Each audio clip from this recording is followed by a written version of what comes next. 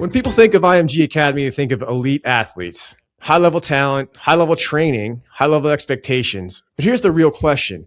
What actually separates these athletes from everyone else? Just as importantly, what separates their parents? Because behind elite athletes, there usually are systems, structure, consistency, support, and strong mental habits. At IMG, Kat Lutz focuses on building the mental side of performance. And in environments like this, you also see something interesting. Many athletes have traits like hyperfocus, intensity, emotional highs and lows, sensitivity to pressure, traits often associated with neurodivergence. So the real question becomes, how do you build systems that help all athletes, especially neurodivergent athletes, thrive both on the field and in the classroom? So with that, Kat, welcome to the show. Thanks for having me. Well, this is really cool. We were chatting a little bit before the episode started, and we were both very familiar. We're local to the area, so we were, talking about where we grew up and our Lehigh Valley, Pennsylvania roots, and how we have Pennsylvania connections. So it's very cool to talk to a fellow Pennsylvania person. But when we get started here, if you could just tell us a little bit about your background, how you landed at IMG, and how it all came to be. Yeah, absolutely. So I grew up playing sports, and I was very fortunate throughout my career to have it extend through to the collegiate level. I played Division I basketball at Iona. It was Iona College, now Iona University. And then I was able to extend that career even further into professional basketball in Europe for a number of seasons. And throughout my career, I'd always been interested in finding that edge in my performance. And it kind of kicked off when I took an AP psychology course in high school and really got interested in the mental side of the game. And I think I was going through a sporting era where mental performance and sports psychology were emerging more so as a research base than the applied space. And I just remember thinking throughout that journey of, what can I learn to be a better athlete? And as my academics kept going, I went and did a master's degree in clinical mental health counseling. Then went and did the PhD in applied sport and exercise psychology. And it really changed my focus to, well, how can I help prepare other athletes? How can I allow them to engage in resources that maybe I didn't have access to at the time growing up? And really just, how do you help them achieve optimal performance and get that mental edge? I am so curious because when I think about IMG Academy, and I'm sure people that will be listening to this, there's this stigma that comes with IMG Academy, right? It is the elite athletic high school of the elite. And whether that's true or not, you can keep me honest on that. But having said that, I'm very curious about the programs in which your team builds to help these athletes who are elite, or maybe they're not elite, but you're trying to help them be that. But I'm also curious too, because I would assume in the general population or general student population of IMG Academy, there's also students that let's say they're not elite athletes, but they're there because it's a great, they have a great academic opportunity as well. So with all that being said, I'm curious how your team goes about designing these programs for the different levels of athlete to really help their mental performance. Yeah, absolutely. That's a great question. And I think it comes down to the foundational efforts of the academy to help every single athlete win their future. Now, those futures are going to look different across the board, but when they are here, when they're on campus with us, it's how do we put as many resources in place to support them in their developmental journey. And again, whatever that looks like at whatever stage, whether they're coming in as a middle schooler, while they're all the way up to coming in as a postgrad, they're going to be on different journeys at those points. And it's our focus to make sure that every single one of those athletes is getting the best care that they possibly can have. And it's across the board. I think that's the amazing thing about this environment is we don't just say we have a holistic approach. We absolutely have a holistic approach. So these athletes are coming onto our campus, yes, absolutely, to improve in their sport and learn the technical and tactical aspects. But they're also coming into an environment where they're going to get high academics. It's a boarding environment. They're going to have a strong campus life support system. They're also going to have access to my department, the athletic and personal development, where They are having access to mental performance. They're having access to high-level athletic trainers, strength and conditioning coaches, performance nutritionists, performance science and innovation specialists. And it's just an environment that is looking to create the best experience for the individual, meet them where they're at in their development, and figure out what that next step is for them and how do we help support them in that. So that was like a little bit of a loaded answer, but I think it's the crux of what we do here is wanting every single athlete to, we use the term, win their future.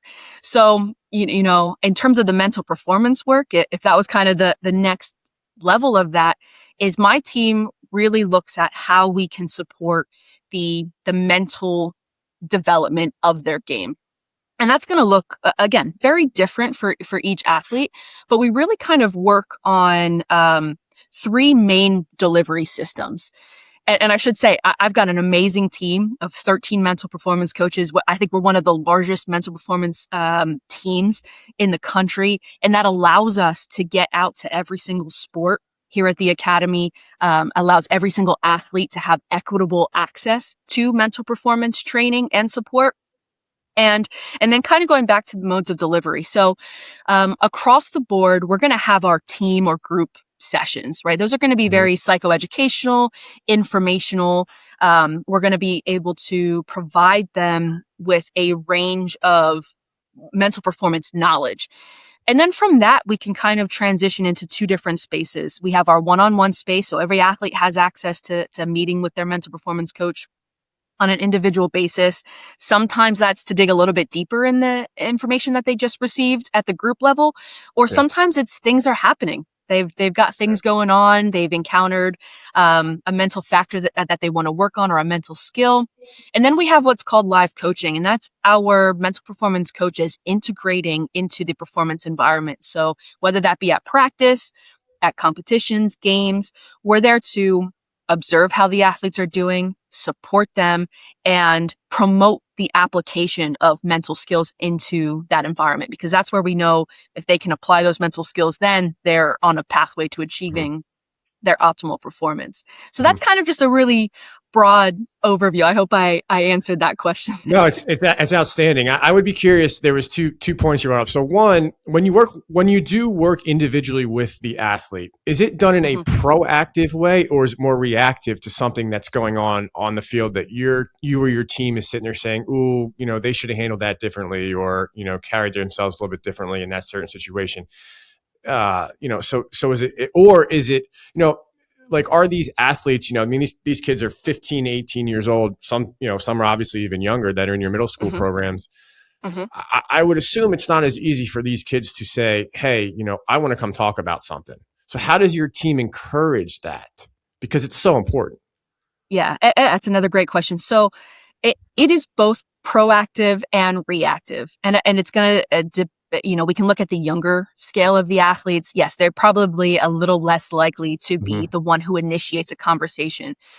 But I think that's where our integration, and that's, you know, kudos to the Academy for supporting the integration of all of us across disciplines into the sporting environment and into their daily lives. We become a part of their team. We become a part of their program, their sport program. So it's not, it becomes not unusual for the athletes to see the mental performance coaches or the performance nutrition or anyone on the team. And that breaks down a lot of barriers, because they understand that we're there to help them.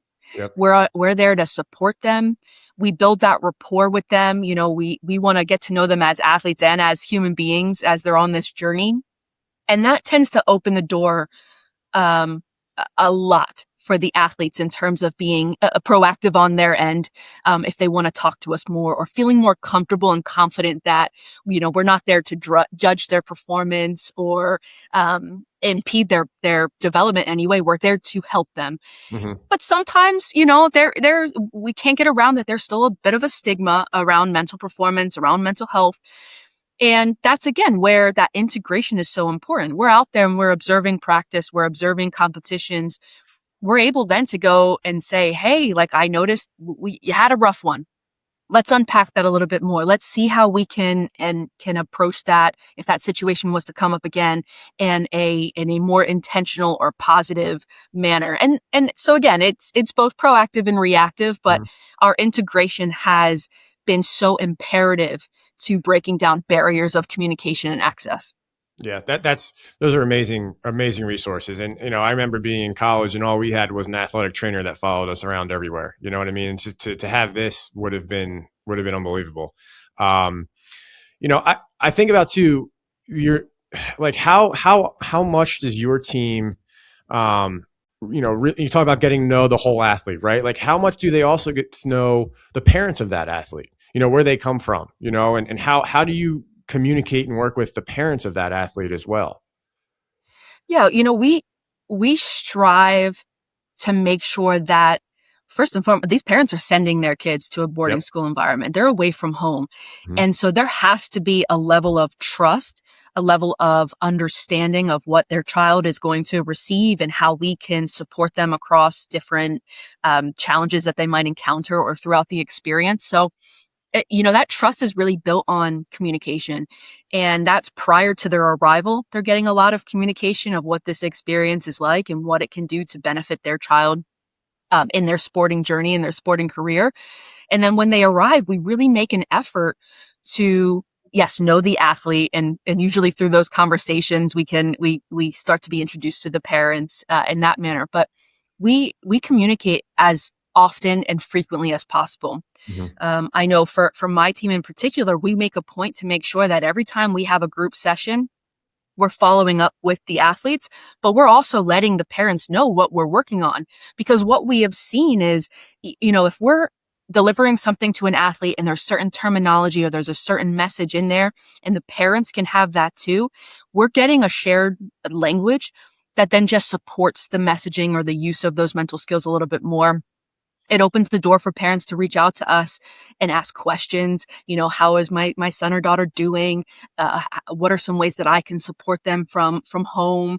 And they're also going to have the most unique insight into their child. They know them best. So when they're picking up on something that maybe we haven't been able to pick up on yet, we absolutely want that two-way communication and for that parent to reach out and say, hey, I've noticed this. Can you check in with them? So it is such a collaborative approach to supporting their child that we get to know them, we get to know their lives, and we become a part of those lives, and that's a really special thing to be involved in.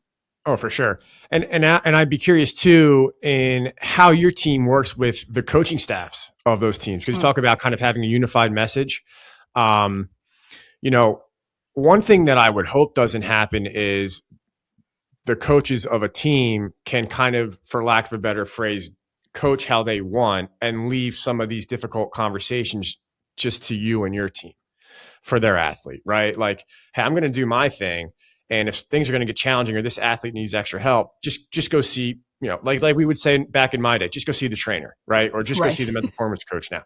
Like, how does your team make sure that that doesn't happen, educate the coaches to make sure there is that unified message to, really, really create these environments that are supportive to these athletes?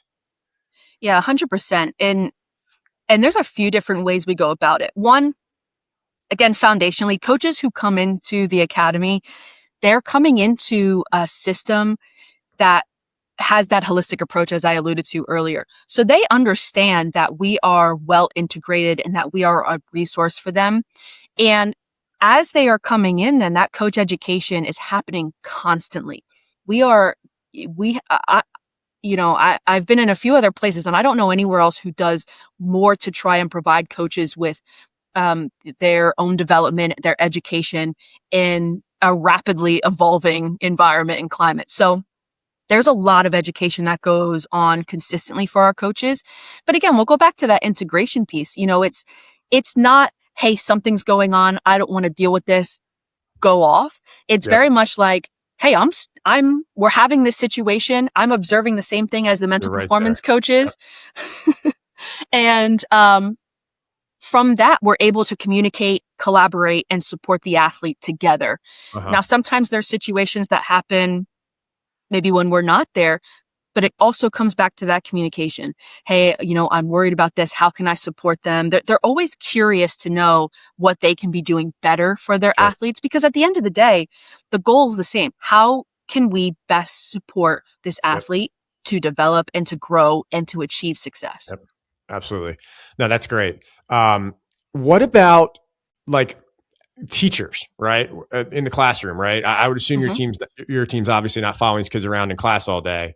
Or maybe they are, I don't know, but, I would assume not. So like, any kind of like, cause I mean, there could be struggles in the classroom too, which could impact their performance on the field. Right. So how does your team go about working with like the educators as well that are in the classrooms? Yeah. Again, this is the amazing thing about this place is we don't just talk about being holistic. We Yeah. are. So weekly, every single sport program will hold what we call our pod meetings, which is bringing on every single department discipline that will interact and be forward facing with the student athletes into the same room where we can go through and discuss what's going on, from the logistics of scheduling down to identifying athletes who maybe need a little bit of support. Yep. And those conversations are so fruitful because, it does give us insight into what's actually happening. I work in basketball, so off the court, off the field, in the classroom, which is half of their day. So we're having that information be shared on a weekly basis, and you get to know your kind of sport program, and who is all involved. And just, if you're walking around campus and you see them, you're checking in. If That's you cool. are in the pod meetings, you're making sure that you're understanding some of the nuanced situations happening. So, we have visibility through those connections that we are absolutely structured in and promote constantly. That's so cool. That's so cool. All right. So you mentioned this sentence in your answer. So the athletes or students that are struggling. So, this kind of takes me to a place where, again, you have, they are some of the best athletes in the world, not just in the world, that attend IMG Academy. In your time there, in your experiences, and again, you mentioned you've been some other places as well. What have you seen, right, that separates let's call them the elite, versus the good athlete? What do you see that is a differentiator there? And then and sorry, this is a loaded question. You're good, And then how does your team help the good one take those steps to becoming elite? So we use something here. Our team uses something here at the Academy called the Mental Performance Assessment. And what that does is it assesses 5 mental factors that have been identified as kind of key indicators of youth sporting development and success. So that's our focus, our handling pressure, our confidence, our commitment, and our resilience. So we test that 3 times a year. So we're kind of monitoring where they're at when they come in, midpoint of the year, and then at the conclusion of the year. So we're using some data there to help understand the athlete and maybe where, at least in terms of the mental factors that we could be working on. But anecdotally, I would say that there's certain traits that start to separate elite athletes, and that leans on 2 things: both a physical maturity. We can't get around that aspect when there's a quicker development or just a unique physical development. There's that. And then I would also say the resilience and confidence aspect. We've seen maybe a slight separation, both here and I would say across the youth sport landscape and other places. So what I mean by that confidence and the resilience is, are they confident in how they're approaching training? Are they confident that they can bounce back after setbacks? Are they confident that they can overcome challenges? All of which then feeds into being a resilient and we'll say the growth mindset athlete. And those are really the separating factors. Now, how do we start to support that separation? Well, again, it goes back to that individual needs basis and being able to break down the individual development plans of the athletes and know that, yeah, you could have a range of athletes, even in a similar kind of sporting development category, need different mental factors supported or mental skills developed. So really it comes down to, well, what are we observing? What's the data telling us? And what, probably most importantly, what are the athletes saying to us? Are they discussing a need for confidence, or have they met a setback and maybe they didn't handle that challenge as well? How can we step in and support the building of resilient traits or characteristics, or boost their confidence? And a lot of it then is just, it's a bit of a puzzle, figuring out what mental skills can be applied in those situations. We know not one size fits all. So the athletes can come back and say, I don't, they'll use their, like, they don't vibe with it. So we'll think about different mental skills that we can try with them. Because once they find something that they enjoy doing, that they see the value in, that they know is going to support them, we get a much deeper buy-in in terms of applying them consistently, building those habits, and then kind of reaping the benefits of them in terms of their performance. Yep. Yeah. And I'd also ask too about the social skill development, right? Because, I obviously, where I'm coming from with this ThinkLeap company that we're developing, it's based around trying to help parents and coaches of neurodivergent athletes, right? So, I think about my son specifically, right? My 9-year-old son, who's a very good athlete, but he's ADHD. I shouldn't say and he's ADHD. And he has amazing, there's a lot of amazing things that come from that.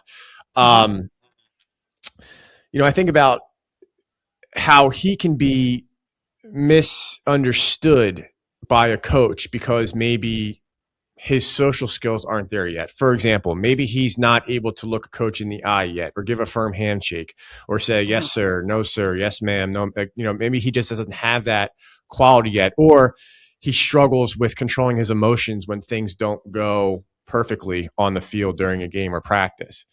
Now again, he's 9, so I understand that, your team obviously isn't working with kids of that age.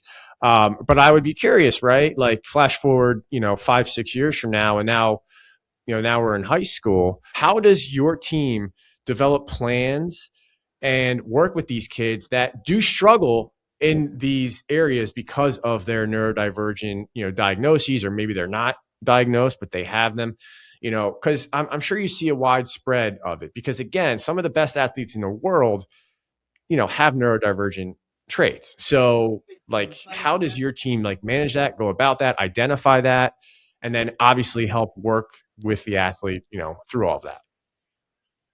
Yeah. So it's I think a little bit of a nuanced question, in that it's important to note that not all neurodivergent traits, you kind of alluded to it, are formally diagnosed. Yep. And there's no evidence that state, a blanket statement of all elite athletes have certain traits or not. So there's a nuance there. And then also, from my team's perspective, we're going to practice within our scope, which is not to diagnose. So we're not going to come from it, from a lens of providing a diagnosis in those situations.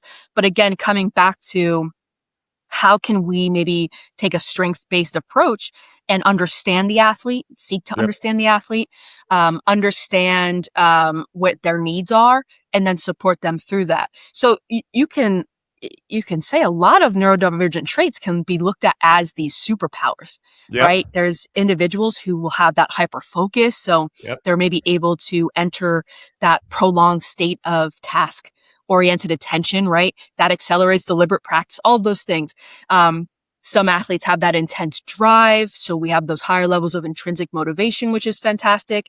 And sometimes we have that emotional intensity, which can just translate into things like competitive readiness. So when we maybe are encountering those traits at any kind of end of an intensity, we want to lean into an athlete's strengths and harness them and harness those superpowers so that it benefits them across the board. And a lot of times, there's that education piece, I think, for all involved. And thankfully, the times are moving in a direction where people are more aware of those traits, are more aware of being able to understand that every athlete is going to be unique. They're going to have different perceptions. They're going to have different responses. And so I think coaching education as a whole is developing, and we're seeing coaches start to shift away from that standardization, right? Like, all right, I'm going to coach how I coach, and the athletes better fall in line with how I'm doing it. But they're actually moving more into that adaptive coaching. So they are processing aware, we'll say. So how can we normalize those different emotional responses? How can we adjust feedback delivery? That's a big one, kind of in that space. And how can we work with athletes to enhance autonomy, to understand where they are, what they want, what their needs are, and become a collaboration as opposed to a coach just telling an athlete what they want. So, absolutely. So again, a loaded question, very nuanced, very bespoke to the individual. And again, I think foundationally the key to that is being open as a coach, whether it's mental performance coach, sport coach, anyone, of going, I need to know the individual, get to know them, understand them, and then I can best support them, as opposed to making a judgment call of, well, this has worked before for everyone, so I'll just keep doing it this way. Yeah. What would you say is the ultimate coaching, the coaching approach or coaching tone that resonates most with these types of athletes? Yeah, and I'll be honest, that my research background was not going to be specific to this area, but my clinical background of just an understanding of some of these traits and of the coach education and development that we're seeing. So I would say when you're looking at supporting a neurodivergent athlete, and honestly, I would say all athletes, some of these approaches could be really beneficial for. Sure. So we're thinking like cognitive load theory, right? Suggests that the working memory has a limitation on how much it can hold. So coaches who go in and they're giving over instruction, they can be negatively impacting execution. I feel like I can say this. My father's a coach. I married a coach. I've coached myself, but coaches love to talk. Yep. And they love can to hear sometimes themselves talk. Yes. Exactly. So, they might get into this train of, I'm just going to talk and talk and talk. And what we know is that athletes are going to switch off very quickly. They can only retain certain pieces of information. So when you think about supporting athletes and neurodivergent athletes, how can we have 1 to 2 short, directive, actionable points? Let's not overload them with a lot of noise. And how do we get them to action these clear points to continue to progress? You can also look at like multi-instructional methods. We'll go back to them talking. If they're just talking, we're potentially losing out on athletes who better understand a visual cue or might better understand a physical demonstration. So I think when we can tie those things together, the messaging becomes deeper, it becomes more understandable, and then it becomes more applicable to the athlete. So again, instead of just saying, hey, go and do this, we can show them on the board, show them with a video, demonstrate it physically with the athlete. And we can just bring that picture a little bit more together for them. There's also things just like that consistent language. Yeah. And we'll go back to that overloading. If we're using different terminology all the time, if there's not that consistency with it, that can be really hard for athletes to process.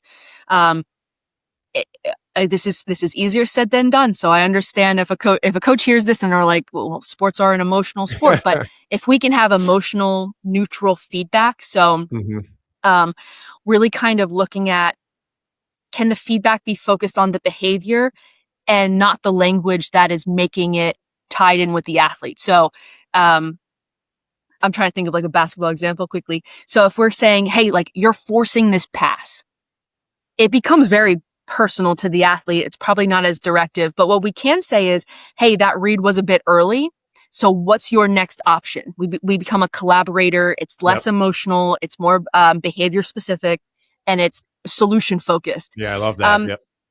And then I think I think this is across the board, but having feedback that's predictable. Yeah. When you go into a situation with a coach where you never know what you're going to get from one day to the next or drill to drill, it can really enhance anxiety. And when an athlete is in a state of anxiety or stress, their ability to take on information and apply that information is reduced. So if we can just have predictable feedback patterns from the coaches, I think that always just helps a little bit too. For sure, for sure. Now, for the people that are listening to this, that obviously their kids don't attend, IMG or have support like you and your team for them. What are maybe just a couple of, I don't know, exercises or activities or things they can think about, right? That a parent can say to their athlete, hey, why don't you give this a shot? Why don't you give this a try to just help them, mentally in certain situations. Maybe they're situations of adversity. Maybe they're situations of lack of, maybe they're just having an off day, right? Like what are some kind of just high level things that you could give a parent to take away to help to, that they can put to use for their kid? Yeah, absolutely. And I mean, there's so many great mental skills. So I don't want it to ever sound like forget other ones and do certain ones, because there is an exploring aspect to this and figuring out what works for the athlete. There's going to be athletes who absolutely swear by visualization, and there's going to be athletes who hate it. And that's okay, both ways. But we want to be able to try and find what works best for them. Now, one of the things that I love, because I think it's applicable to sport and life, is being able to stay in the present moment. So, we call it like being where your feet are, right? Yep. And a lot of that comes down to when we can be in the present moment, we can focus on what we can control and less on what we can't control. So you think in sport or in life, things are going to happen. They're going to happen to us. A lot of times it's going to be out of our control. And if we're ruminating on the past, right? This happened to me. I can't get past this. And then we start to have that future thinking, well, what if it happens again? What if I can't do this?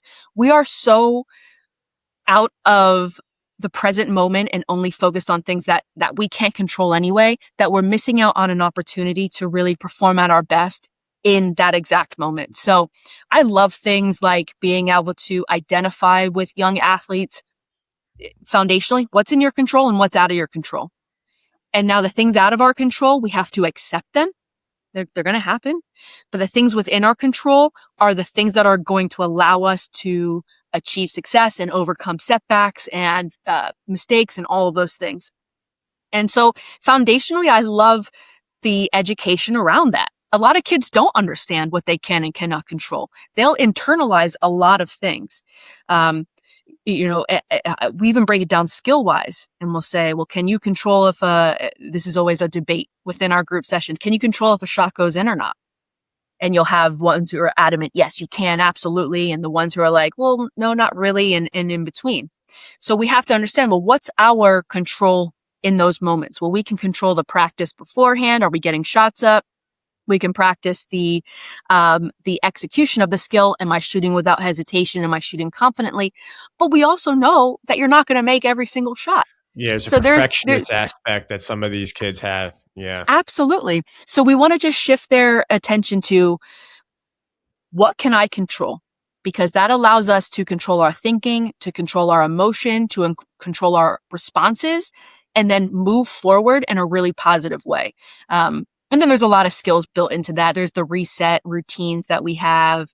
There's pre-performance routines. There's breath work. There's all those things. But I think foundationally, if as human beings, as athletes, if we can come back to the present moment and really focus on what we can control, we are eliminating a lot of just noise that derails us from moving forward. Yeah. I'm going to ask one selfish question here in regards to our personal situation. Okay. What about for the child athlete that the phrase we use is unable to press the brakes? Just unable to kind of stop, hit the pause button, press the brakes when things speed up. Is there any phrase or, tip or trick that we may be able to say to our son, hey, here's this quick cue. Like think of this quick cue to help yourself pump the brakes, because the phrase "pump the brakes" doesn't always seem to work. So I'm just curious: is there anything that you could think of? Yeah, I don't mean to put you on the spot with that one. No. It's a great question, and we have athletes who are just go go go go go. Yeah, yeah. So that makes sense. So And that's again, a when good we thing. think, That's not saying it's a bad thing yeah, by any means. absolutely. Yeah. No, you can absolutely lean into that as a strength at some points, but we also know that sometimes you do need to pump the brakes, right? And stop for a second. One thing I love, because it's always with us, and we know that there's a physiological and psychological impact, is our breathing. So, as a quick reset, and it develops over time. So this isn't, I say this to all my athletes. It's not like I have a magic wand where if you do this one mental skill one time, everything is perfect. It's a habit building thing that we want to try and integrate, but it's breath work. It's being able to take that second, have a deep inhale, exhale, and then continue going forward. And what it does is, we know it resets our parasympathetic nervous system. It allows our heart rate to go down. It allows our muscle tension to decrease. And it's quick. We're talking about a sporting environment, a competitive environment, where kids and athletes don't have time to sit down for a couple of minutes and unpack what happened and then be told what to do in terms of like a mental reset. They gotta apply it and keep going. But we know that breath work can always kind of give us that pause to then keep attacking that moment in a positive way. So, and again, it doesn't happen immediately, but it's one of those transferable skills that if you're seeing that at any moment in time, that your child's go, go, go, go, go, it's just integrating it. Okay, it's out just playing. Hey, let's quick pause, quick breath. Yep. You start to pair that with that verbal cue of breathe. It's I have a young son who just wants to play all the time, and we sit down for dinner, and his idea is, if I eat really fast, then I can go back to playing. And it's like, hey, just it's always going to be there. You're going to get to play, breathe, take your time. Please just enjoy this food a little bit more. But it's how we build out those skills across all these different environments that then allow it to become an ingrained habit that becomes a little bit easier in the sporting environment, and vice versa. Yeah. And going off that, and that's, I've never thought about that. Like just creating those habits away from the actual sporting event, like, sitting at home eating dinner, just, that builds that habit. And I'd also be curious too, like going off of that, ways to go about, one of the key pieces that you mentioned earlier was, these athletes have the ability to persevere. I know we've said this a couple of times here, but like, what's a quick little exercise that we could do off the field to help build that ability to persevere through tough times too? Yeah, I love challenging the language and the definition of some of these words with our youth athletes. So when you think about like resilience, we'll go with that definition. Sometimes their understanding of it is, well, I need something really dramatic to happen to me, a big hardship of some sort, in order for me to then become resilient. And that's just not the case. We know that we can support the development of resilience through just day-to-day challenging situations. And when we can change that language, and we can support our youth athletes with also changing their own self-talk of a challenge, we start to see them build that resilience over time. So, we can get into like the challenge and threat framework. So do they feel like they have the resources needed in order to overcome something? But how do they gain those resources? Well, it's kind of like not exposure therapy, but like stress inoculation, right? Like, hey, you've just taken a hard test. What we can focus on was your ability to prepare for it. Maybe the outcome wasn't what you thought it was going to be, but you prepared for it. You had the results come back, and now it's a learning opportunity. And when we can reframe all of those moments, small, large moments, as an ability to, or an opportunity to learn, to grow, to develop, what we start to see is then they're a little bit less hesitant to take risks, a little less hesitant to take on a challenge and view it as, oh man, if I don't succeed at this, this is a knock on my ego. This is a knock Yeah. on who I am as a person. And Yeah. more so like, hey, you know what? So I might make a mistake. I might fail, but it's going to set me up for success later on. Yep. I can learn from it. And I think a lot of times that starts from the adults around them too.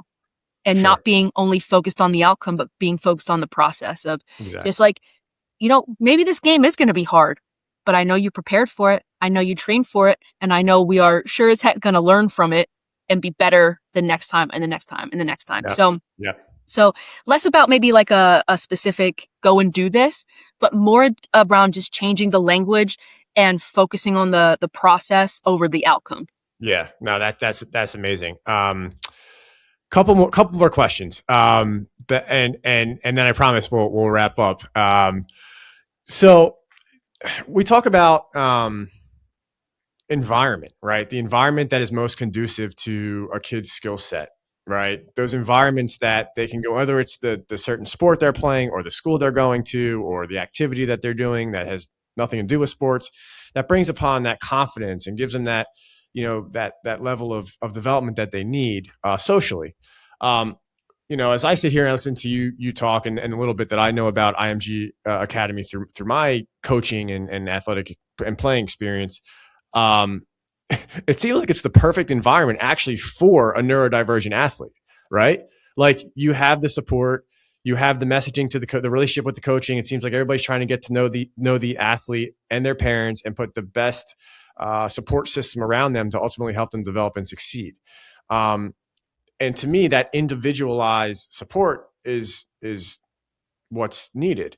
But going off that, I would be curious, and this is maybe just a question, and I'm sure there's IMG kind of messaging that you have to follow, so I fully understand that. But when we put so much attention on the individual athlete development, how do those individual athletes build team camaraderie? Like, how do they still ultimately want to win national championships, state championships, whatever the case may be, when there's so much focus on, hey, I'm here for these, however many years to develop myself individually so that ultimately I'm going to get to the next level of getting my scholarship, or professionally or whatever. It's like, how do you blend those two things, right? Because there's if I'm sitting here as a parent, I'm saying, well, Jesus, I would love for my son to be able to go on IMG because I think that's the type of environment that he needs, right? Like that's good for the way he thinks and the way he goes about his life. But at the same time, like then I could have a school down the street say, well, he shouldn't go to IMG because they don't care about winning championships. They just want to develop like all that kind of stuff. So like, I'm just curious how you kind of work together, like holistically to keep the winning team approach versus the individual development approach and kind of blend those two together. Does that make sense? Yeah, it does. And I don't actually think that's maybe an issue that's unique to IMG. Yeah. I would say there's a lot of again, when you're thinking like the youth athlete landscape, where a lot of the goals of the parents and the athletes is to get to that next level and go and get a scholarship or whatever it may be. So there's always going to be that dynamic of how do I, from a parent's perspective, right? Like how am I making sure that my kid is in the best path forward while working in a system in terms of the team sport. And again, I think that's part of sports in general, of knowing and understanding. And a lot of this will fall on the coach's shoulders of going like, hey, you don't get to show the work that you've been doing as an individual. You don't get to, put your talents on display if you're not working in a system. Then we probably get into like what AAU basketball looks like and all that, where everyone's kind of just out to get known and the result really doesn't matter. But, it comes down to the communication and the understanding. And if you've got an individual who's on a pathway of developing and their next step is a collegiate level and their next step might be a professional level, there's got to be an understanding of, do the wins and losses truly matter at a younger age? And for some of them, the answer is yes. And that's okay. We can lean into that in any sort of way. But the object is to help them. And again, I think I said this earlier, in our terminology that we use is win your future. Yep. Win your future right now can look different. It can look like developing as an individual. It can look like being a part of a team environment and understanding how to work in systems. It can look like going out and winning a championship and having exposure, all of those things. So I think that communication and that understanding is so important. And then once that's set, it's then creating those pathways, creating those development opportunities to go, hey, the truth of it is you're here now in your journey. Mm-hmm. You're here now in terms of your skill and your technical and tactical ability. You want to get here. Here's how we get there. Mm-hmm. And at no point is it really dictated by a championship or a win or a loss or anything like that. Now, do we love winning as well? Yeah. We're athletes. We get into the sport to win, right? And compete and get those things. But that is a product of the investment into the process. Yep. You don't get to those wins and those losses and those championships unless you have developed throughout that process in order to get there. So again, I think there's a lot of terminology, and if, I don't think it's unique to us. I think it's across the landscape of youth sport where the grass seems greener or the comparison game is incredibly, incredibly dangerous. Yep. And, parents and kids alike, we'll say it across the board. They're seeing social media and they're seeing this curated highlight reel of the amazing things, and it's starting to give a distorted reality of what actually goes into it. Mm-hmm. Yeah. So there's again, it comes down to communication and education and that trust that we are here to support your child in the best way possible, and all of the wins or the championships or the outcomes are the cherry on top. Yep. Helping the kid be where their feet are, like you said. Absolutely. Yep. Absolutely. Yep. Well, I noticed you're the chaos coordinator. Is that what it says in your? Yeah. Oh yeah. Yeah. Well, you do a great job of it, and this has been a tremendous conversation. There's a lot of key takeaways that came up, and I'm sure people listening to this are going to be able to grasp onto and put to use with their athletes. But the culture and the team that you have and the way in which you go about supporting these athletes is tremendous. And I thank you for what you're doing at the high school level. I know there's colleges that obviously have mental support as well, which is great. I wish we had more back in the day when I was playing. I played professional baseball in a major league organization as well. And I can tell you, we didn't even have that. The progress that's been made over the last 15, 20 years has been great, and I'm excited to see amazing where it continues to go. And it's really cool that you're a part of it. So thanks so much for the work that you do, and thanks for joining today. Yeah, thank you for having me, and just to reiterate what you said, I love the direction that the field is going, and I love the direction that kind of in terms of understanding individuals and accepting individuals in the world is going. So I really just hope that we can continue to lean into that we can continue to break down stigma associated with it, and that we can continue to invest in putting people in places at the high school level, at the college level, at the professional level, to really support these athletes on all fronts. 100%. Thanks so much, Kat. Thank you very much.